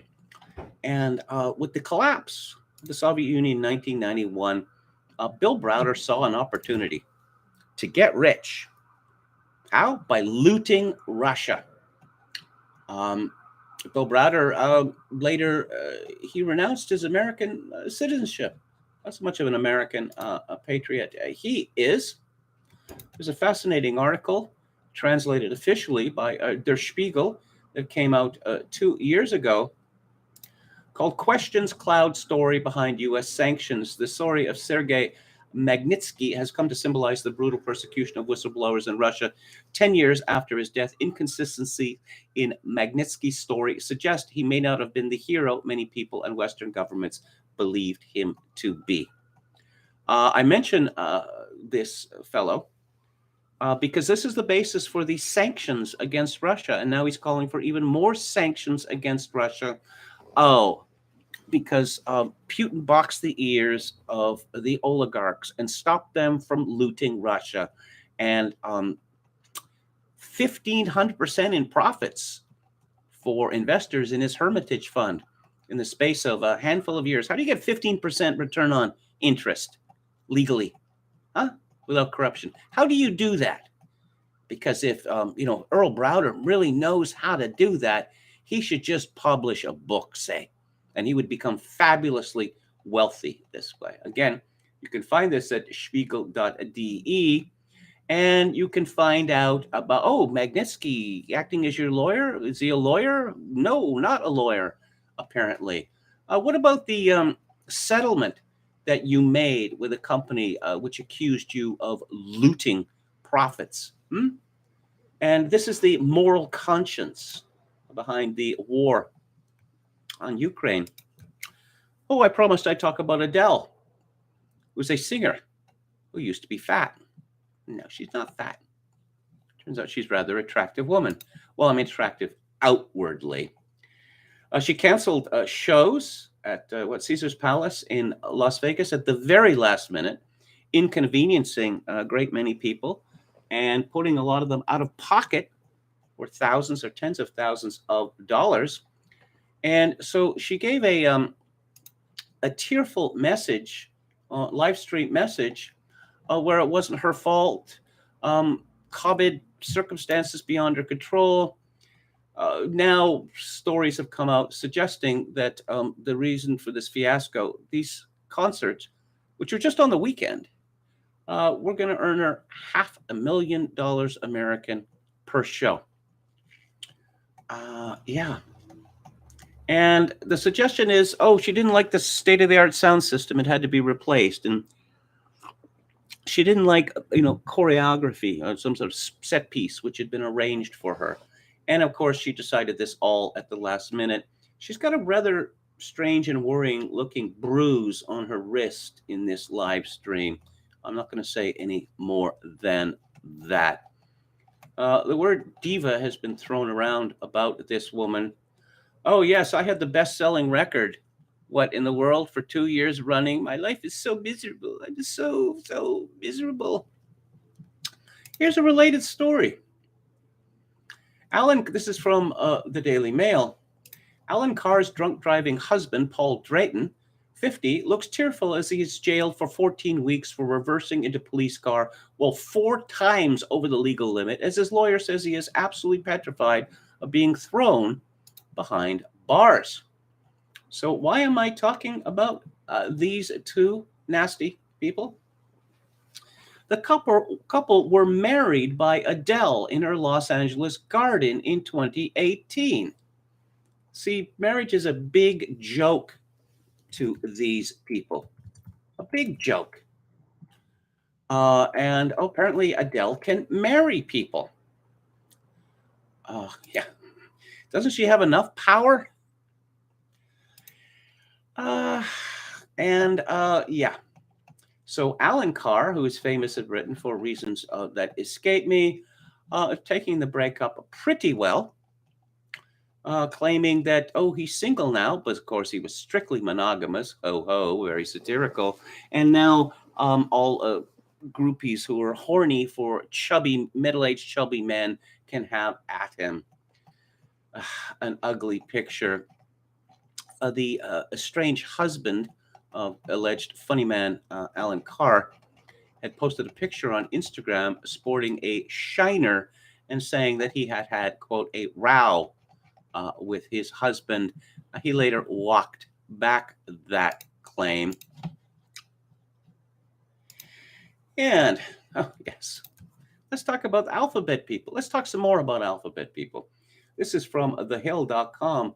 Changing America, shared destiny, shared responsibility. County ordered to pay $66,000 to former employee denied coverage for gender-affirming care. Gender-affirming care is a euphemism for sexual mutilation. A person shouldn't be forced to ask a court just to receive medically necessary health care, but this victory reaffirms that when trans people fight back, we win. A Montana transgender woman Monday was awarded more than $66,000 after she was denied gender-affirming care under her employer's health insurance plan in 2018. And the American Civil Liberties Union is front and center of this. What on earth this has to do with civil liberties is an interesting question. But they've moved on from that. Equality, that's all they want. They just want to be treated like everyone else. No, they don't. They want to be superior. They want to be so superior that anyone who disagrees with their agenda will be destroyed. How can there be any doubt about this? This is Paul Joseph Watson at Summit News. The former Finnish interior minister is on trial for hate speech over a Bible verse that described homosexuality as shameful and unnatural. Prosecutors claim that Päivi Räsänen's remarks are illegal because they represent a, quote, affront to the equality and dignity of homosexuals, unquote. Räsänen, an MP for Finland's Christian Democrats, posted comments criticizing the Finnish Lutheran Church for associating itself with alphabet people activist causes. Accusing the church of elevating shame and sin to the point of pride, she included an image of a Bible verse which denounced gay lifestyles as shameful and unnatural. The case is being seen as a test of whether personal religious beliefs can justify controversial language, reports the BBC. Well, this question was settled in Canada some years ago, where the Saskatchewan Human Rights Commission ruled that there are certain parts of the Bible that constitute a hate speech, so you can't say them in public. No, they want to be on top, and they want revenge. They want revenge. This is from the Daily Beast. Lesbian sues U.S. Army and Air Force over boss's demand she grow her hair and wear makeup. Yes. And I'm looking at Kristen Kingery of the West Virginia Air National Guard. I'm thinking, come on, that's not a woman. That's a man. Yeah, I know what lesbian face looks like, but come on. Yes, apparently the Air National Guard told her to grow her hair, wear makeup, and ultimately appear more feminine or prepared to face the negative provincial consequences, which is obviously something that never happened. It obviously never happened, but I would say there's a very good chance that this woman is going to be paid off. I'm glad to see that people in other countries have noticed that Canada is rapidly becoming a dictatorship. An alphabet people dictatorship, one might say. Brendan O'Neill, chief political writer of Spiked, has a column you can find at spiked-online.com, criminalizing parental love. More and more nations are making it an offense to steer your kid away from transgenderism. Mums and dads in Canada who have gender-confused kids need to be careful what they say from now on, because it's now potentially an offense punishable for up to 5 years to discourage your son or daughter from going down the transgender road. A new law enacted this month updates Canada's criminal code to make it a crime to, quote, repress a person's non-cisgender gender identity or to repress a person's gender expression that does not conform to the sex assigned to the person at birth, unquote. You're a dad who loves his son and refuses to let him wear a dress or adopt a female name or swallow some puberty blockers? Well, you could be in trouble. That could count as repression of gender identity. It doesn't work the other way around, though. Grooming people to become trans or homosexual is not against the law in Canada, and the so-called GSAs, gay straight alliances, are grooming parlors, which are mandated in pretty much every school in Canada now. I was talking about Adele. Well, let's talk about Taylor Swift. This is from the Mail. Damon Albarn says he was cast into the social media abyss after being inundated with abuse from Taylor Swift's fans for falsely claiming she doesn't write her own songs. Taylor hit back at the Blur frontman's claims that she does not even write her own music, which he alleged in a recent interview in the LA Times. Her response came after Damon, 53, stated the pop star 32 doesn't write her own songs and is a songwriter who co-writes. Damon apologized after receiving backlash for his controversial comment, claiming his opinion had been taken out of context and used as clickbait. His Instagram has been flooded with abusive comments from Taylor's fans, though some were quick to defend him. Well, yes, has been. Damon Albarn is not the has-been. The records that he makes with Blur and with Gorillaz continue to enjoy considerable success, which is, kind of remarkable, seeing as he's been at this since what, 1990? But no. Jack Antonoff rushed to Taylor Swift's defense, and Jack Antonoff is the co-writer of many of Taylor Swift's songs. Antonoff is what you might call a song doctor. Look, are we supposed to believe that these people haven't heard the expression change a word, claim a third? I mean, no one claimed that, Frank Sinatra wasn't emotionally invested in the songs that he sang. He didn't write any of them. What difference does it make? But today's Pop-Tarts insist on having their names on the publishing credits. How much of anything they have to do with their songs? Well, that's an interesting question. Change a word, claim a third. And there is the well-known practice of buying tracks that certain considerations are made available for songwriters if they will allow the female singer's name to appear on the publishing rights on the record, just to prove that people like Taylor Swift are real artists. They're not just interpreters. And I'll try to keep this brief because I know a lot of you don't like to hear about Meghan Mertz or hear more about Meghan Mertz. This story gets better and better and better. From the Mail, is Netflix taking over Harry and Meghan's projects too? Now streaming giant advertises for staff on behalf of royal couple after Spotify takes Sussex's Archwell podcast into its own hands.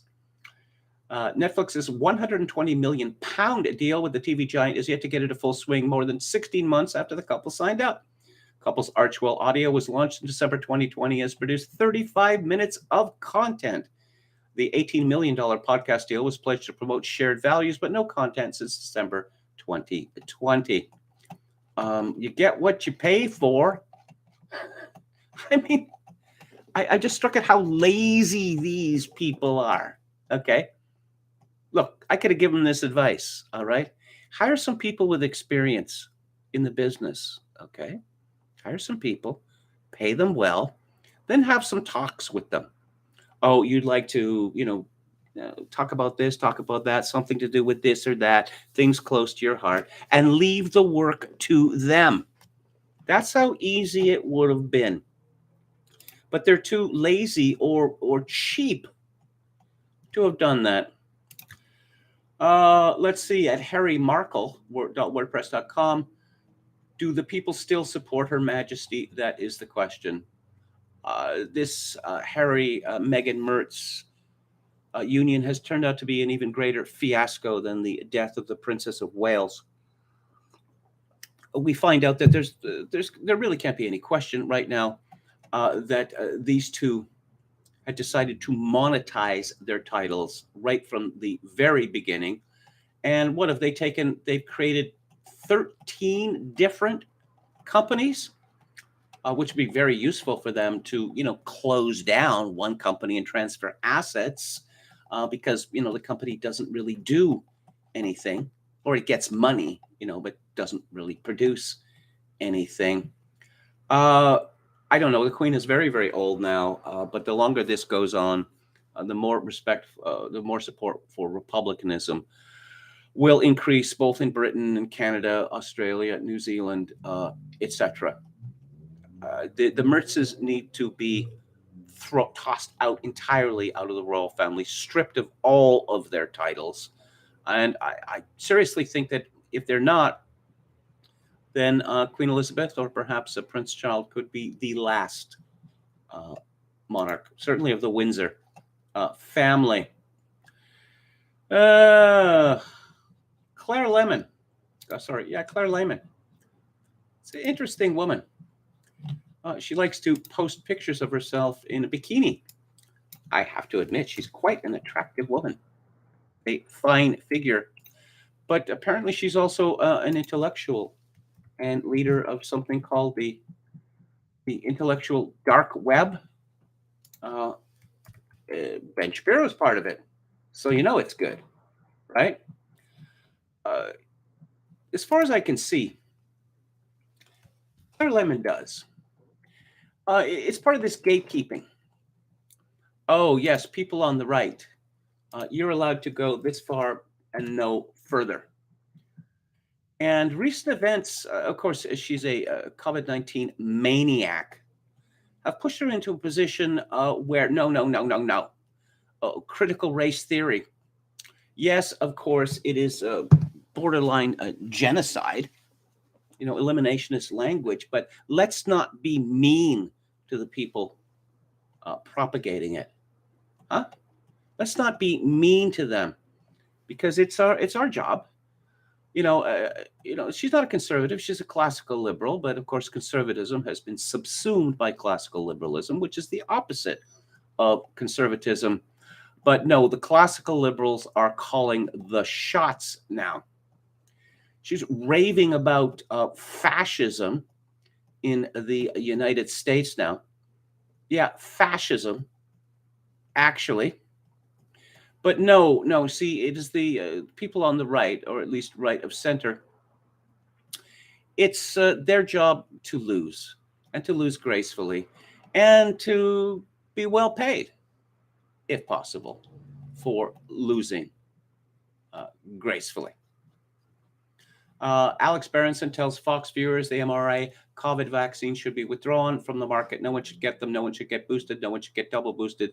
They're a dangerous and ineffective product at this point. Claire Lehmann comments on Twitter, idiocracy. Claire Lehmann, she's a pretty girl, but she's a midwit. And I don't really think she's given much thought to very much at all during her lifetime. You may have heard the saying, a pretty face covers a multitude of sins, that is. Granted, if I'm going to listen to midwits, I would much rather listen to attractive ones than unattractive ones. Douglas Murray writes, why is the right so unattractive? There's a reason disenchanted liberals won't switch sides. This is in unheard.com. Unattractive to whom? Douglas Murray? Are the people on the right unattractive because Douglas Murray does not want to have sex with them? Here's another gatekeeper, is our Douglas Murray. But apparently, they're interested in social issues. And of course, politics is just about money, right? It is just about money. Oh, and apparently theocrats are taking over the right. Oh, a lament for the 50s, for the change of people's habits of dress manners and social etiquette. Yes, very suspicious. But these people on the left, ex-liberals, won't join the right because it has something to do with the type of conservative they'd be associated with. What liberal or former liberal would want to find themselves in an ideological movement in which opposition to the right to abortion, opposition to no-fault divorce, and nostalgia for the era before the invention of the pill are commonplace. It's hilarious to see a male homosexual make this argument. Male homosexuals don't have to worry about the pill because they cannot conceive children. Male homosexuals don't need to worry about abortion because, again, they cannot conceive children. Oh, opposition to no-fault divorce. Well, we have gay marriage now, but it is a joke. How many of these are? How many of these are singular unions? 1 in 10, 1 in 50, 1 in 100. The National Conservatism Conference was filled with a disproportionate amount of Catholic social doctrine. Boo! No, apparently these people do not want to call themselves conservative, which is great. Conservatism is wretched enough without more interlopers who are essentially hostile to the very notion of preservation of tradition. And I'm going to talk about the Joy Division in just a minute, but let's talk about treason. This is from Ace of Spades at ace.mu.nu. Biden administration ignoring the law and stealthily seeding adult single illegal alien males all around the interior of the country.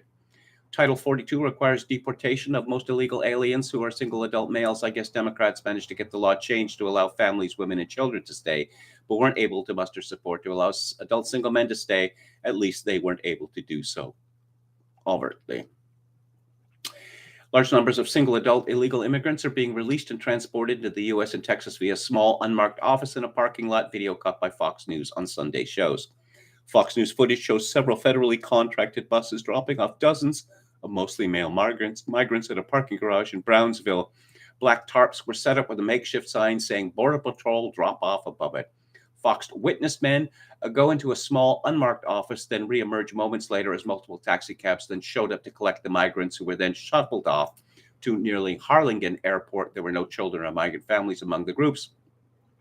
Several of the migrants told Fox that they had crossed illegally that morning, paying approximately $2,000 per person to cartel smugglers. They also said they were flying to destinations including Miami, Houston, and Atlanta. This is impeachment worthy. And I think it's more than impeachment worthy. It's a declaration of war by the Biden administration on the very idea of America. And Peter Doocy is a Fox News reporter who got called a stupid son of a bitch on a live mic by Joe Biden. Andrea Woodberg argues at the American Thinker that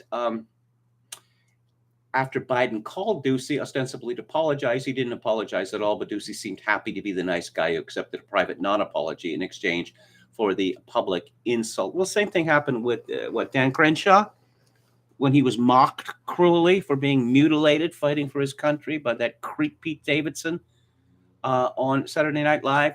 Oh, yes, he agreed to appear on the show. No backbone. No backbone at all. Oh, we're pals now. Well, why would you be pals now? Whitberg writes, I'm reminded of a study I wrote in the late 1970s, or read about or early 80s. Someone spent long hours observing children on the playground get a handle on bullying. What the observer found was striking. While some kids were just brute force bullies, there were situations in which victim and bully engaged in a sort of social dance, with each seeking out the other. Call it juvenile S&M. At this point, the Republicans are remarkably similar to the pledges in the bad frat in Animal House when they're getting paddled during initiation rites. Thank you, sir. May I have another? As long as Republicans meekly assume the position and even beg for more, they're going to get more. And at conservativewoman.co.uk, it is argued by Edward Howard that Boris Johnson is greasing the wheels for an illegal immigrant amnesty. Oh, by the way, this term, the Great Replacement, which isn't happening, but it's a good thing that it is. Well, I learned from John Ivison, of course, who's an immigrant himself, that don't call it the Great Replacement. It's the Great Migration. Yeah, how about that? The Great Migration. Because, I mean, we're going to have to take in all these people. It may be that there are consequences to those decisions which will see Canada miss out on tens of thousands of the globe's most able engineers, heavy-duty mechanics, plumbers, computer programmers, carpenters, and database analysts. We have all those people in Canada now.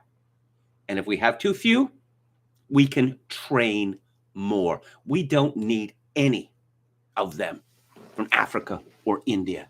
And the very idea that, well, because they're foreigners, they're from Africa or India, so they must be better than Canadians at being engineers, heavy-duty mechanics, plumbers, computer programmers, carpenters, and database analysts is fatuous.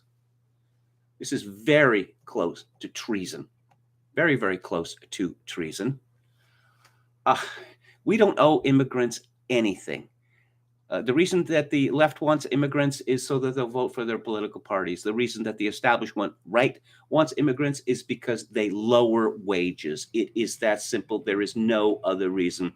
Immigrants to Canada, as well as the United States, constitute in their totality a massive financial burden on everyone else. And finally, before I move on to the music Monday, which is 2 days late, I cannot for the life of me understand the purpose of this story.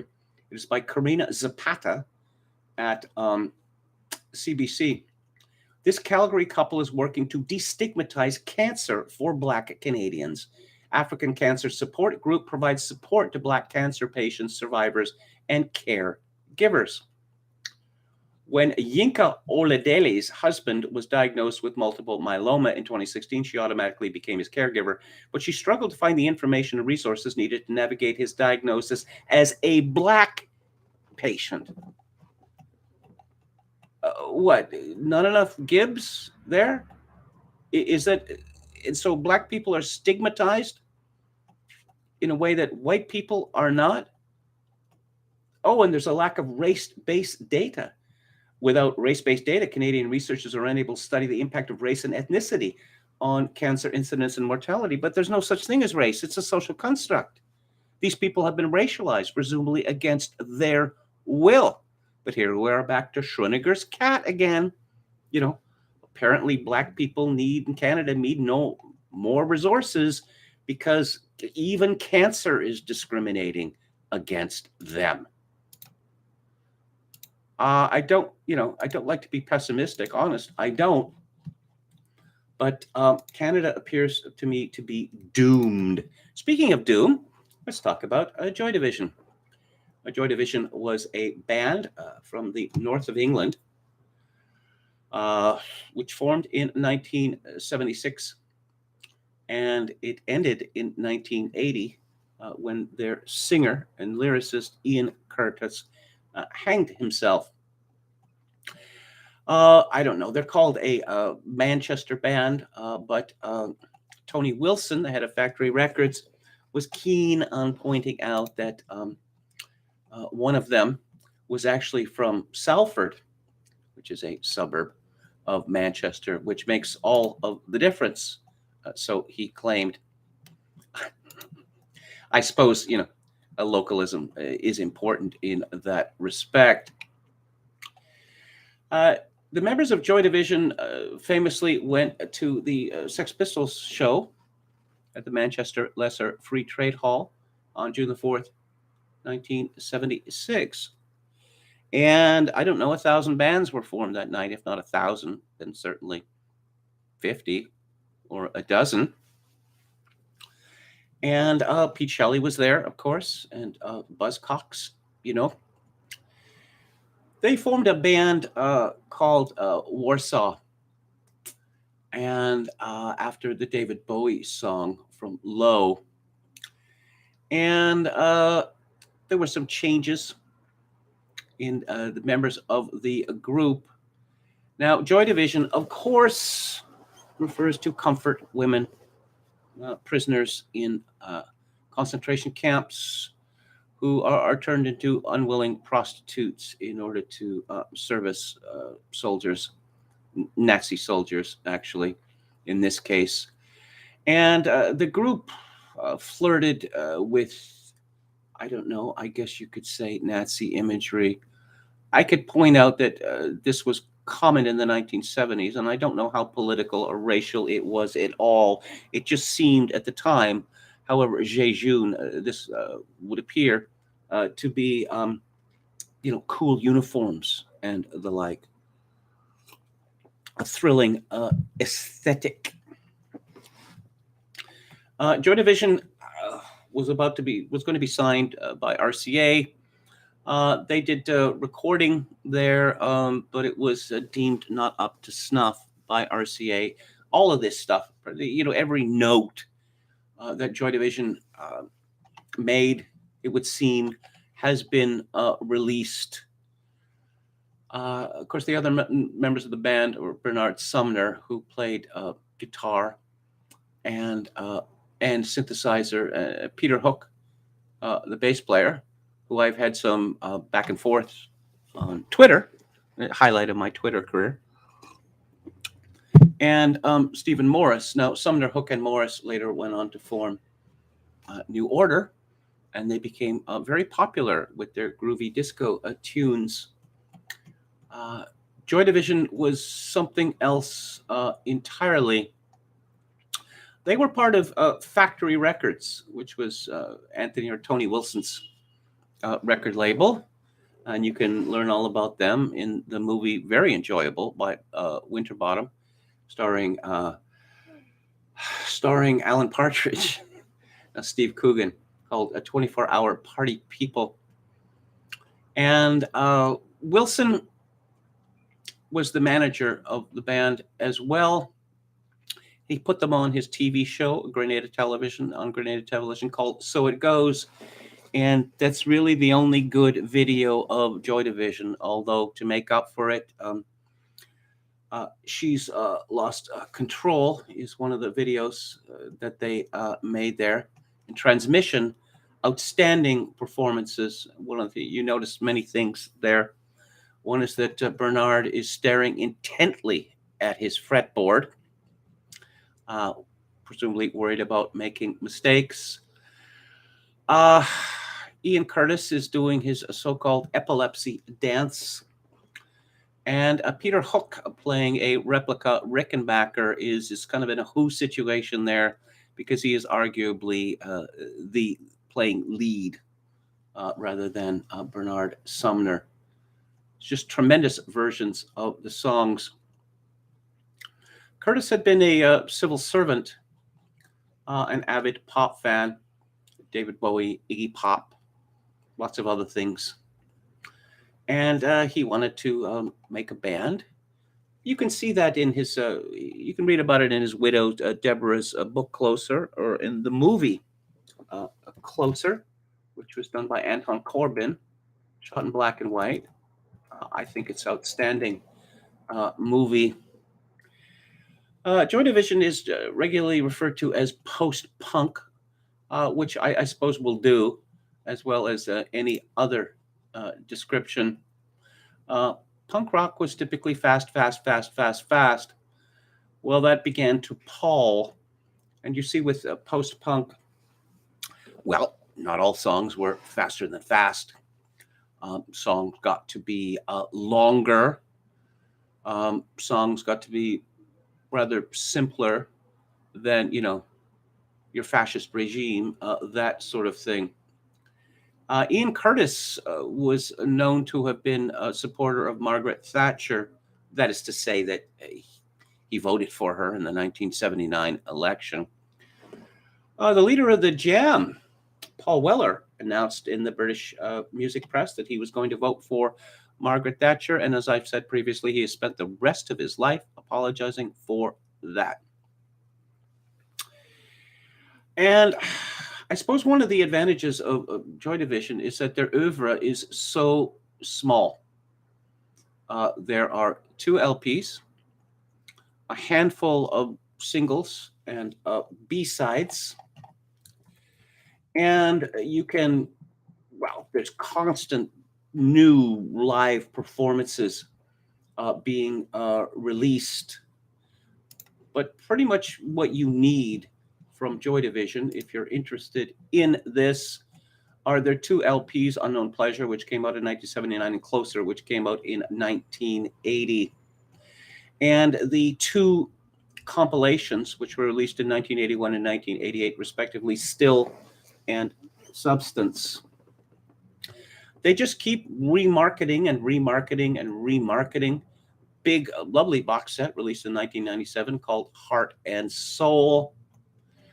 And there's been, it's like Brian Ferry with Roxy Music. You get best of, Brian Ferry, best of Roxy Music, and best of Brian Ferry and Roxy Music. And now they've started to come out with, best of Joy Division and New Order. One of the things that separated Joy Division from other bands was that their music was not political. It was not reactive. It was personal. Now, the other members of the band were asked after Ian Curtis's suicide, couldn't you have seen this coming? Well, it's, what do they say? It's dark up north or whatever. And this was seen as, everyone talks like that up here. I don't know. Of course, after Curtis's death, which is the time that most people got to know him, particularly outside of Britain, because the band was on the verge of making their first American tour when Ian Curtis took his own life.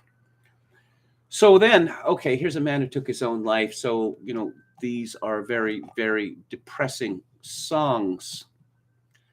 Perhaps they're considered to be more depressing than they actually are.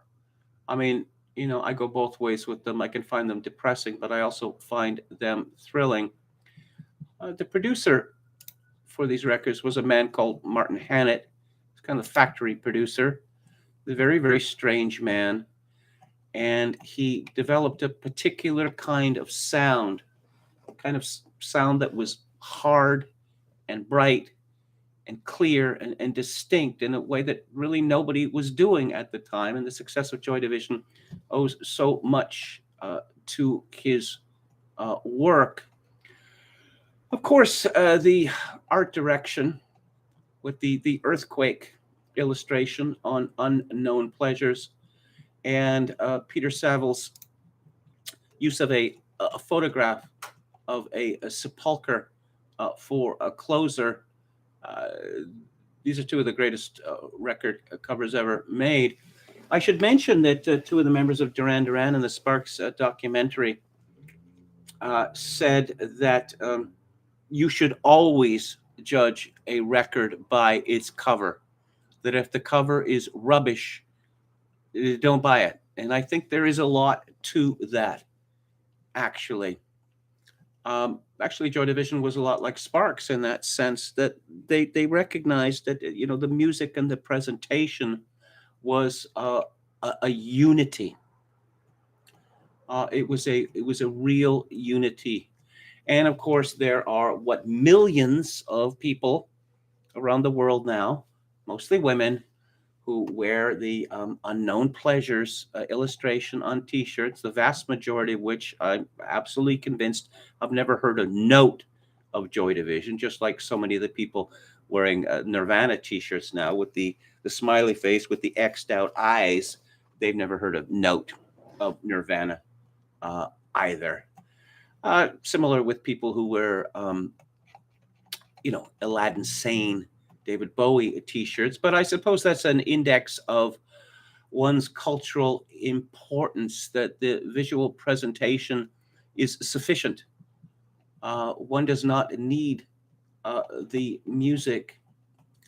I'm a big fan of Joy Division, but I will say this: that it is music that was made to be listened to.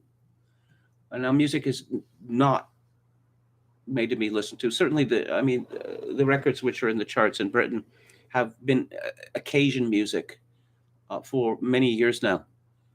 You put the buds in your ear, you fire up the MP3 or whatever, and then you check out your phone or whatever. And Joy Division the music is meant to be listened to.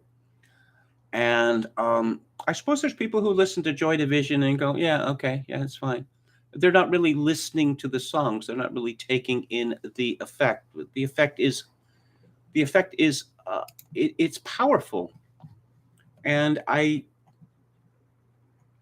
there are a few bands, certainly of the renown of Joy Division, who were so serious in their approach.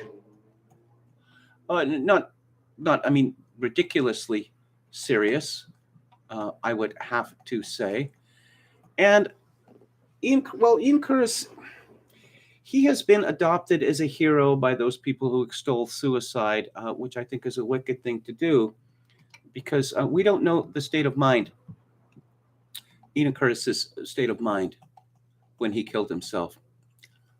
He developed epilepsy rather late in his short life, and the fits that he was having were getting worse and worse and worse, to the extent that he feared brain damage and insanity. And it was shortly after a major fit that he killed himself in 1980 at his family home. As to whether how much this was deliberate, how much his suicide was the product of a disordered mind, well, we're never going to be in a position to know. But again, that this cult of suicide is a very wicked indeed. See a similar thing with Nick Drake. It is unknown at the time whether he simply killed himself because he couldn't handle life anymore, but because of all of the antidepressant drugs that he was taking and all the drugs that he was taking to counteract the effects of the antidepressants that he was taking, made him crazy. We simply don't know. Of course, there was a suicide cult around Nick Drake as well, just as there is a suicide cult around Kurt Cobain, of course. Where would Joy Division have gone after Closer? That's a fascinating question, because the well of gloom that they had been working from, I don't know how many times they could have gone back to that before it becomes ridiculous, risible.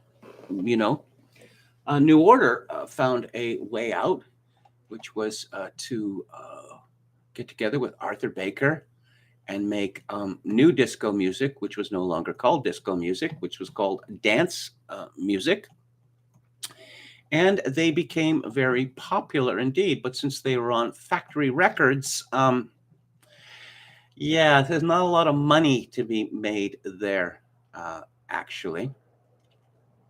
But I don't know if you've never listened to Joy Division. I suggest that you give them a try. A song like "Love Will Tear Us Apart" achieved a tremendous poignancy after Curtis's suicide. In particular, when we learned about his strained relationship with his wife, and child, whom he had abandoned for a woman called a Belgian journalist called Anique Honore. It's always greatly amused me that the other members of the band and the crew used to refer to Anique Honore as the Belgian boiler. That is that is too funny, too funny. So there are my thoughts about Joy Division. It is true that the north of England is very different from the south, and there is a kind of gimlet eye view of the world that is considered to be, oh, I don't know, performative in the south. I mean, the north and south of England are pretty much separate countries, actually. But I love Joy Division, so I'll leave it at that. So, a final look at the chat. No sleep till Breezewood PA says what actually happens. Neil Young gets temporary boost in listens on Spotify for putting his name on news. Then he increased vinyl sales like it's the Disney Vault. It's all marketing. I don't know about that. I think that Neil Young is a tremendously sincere person.